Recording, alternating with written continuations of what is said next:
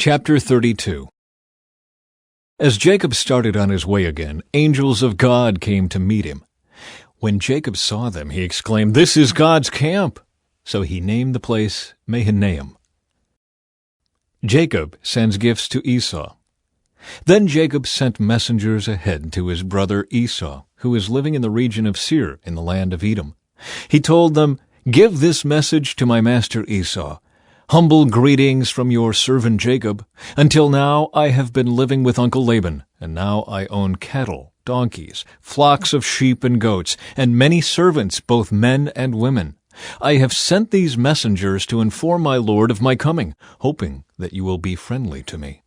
After delivering the message, the messengers returned to Jacob and reported, "We met your brother Esau, and he is already on his way to meet you, with an army of 400 men.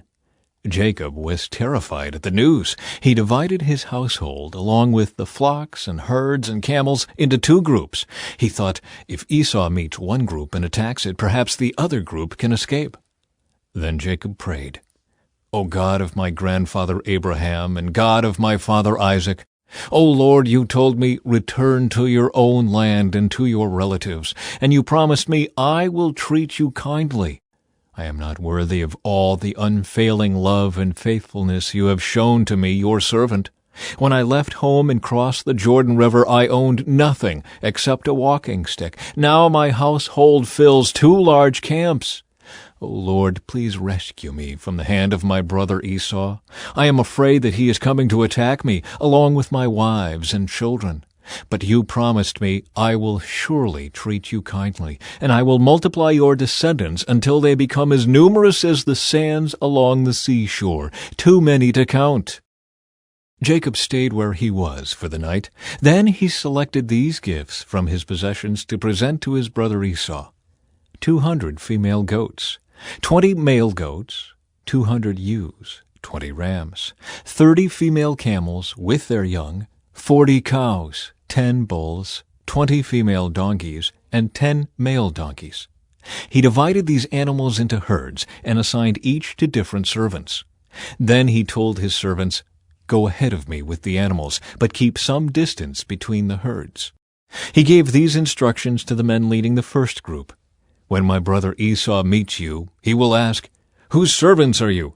Where are you going? Who owns these animals?'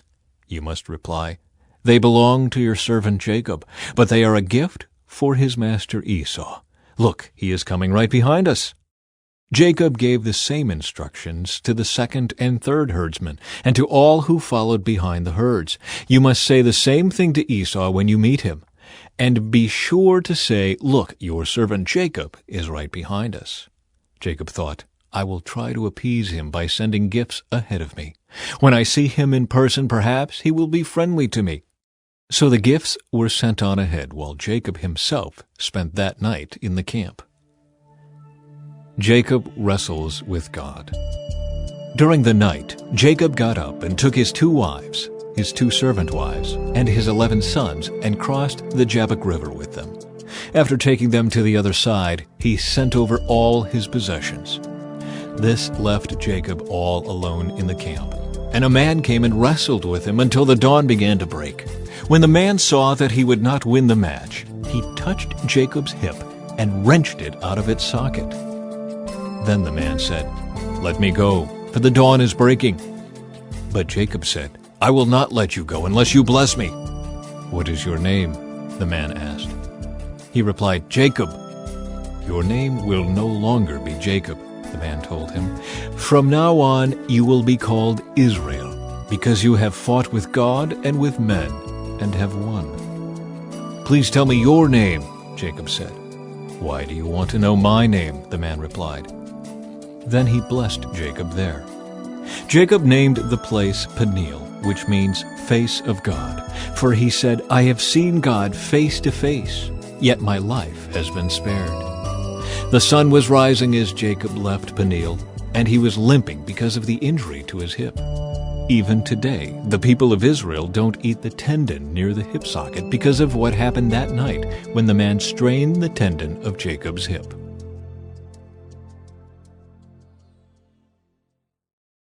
Thank you for joining us on this Bible journey today.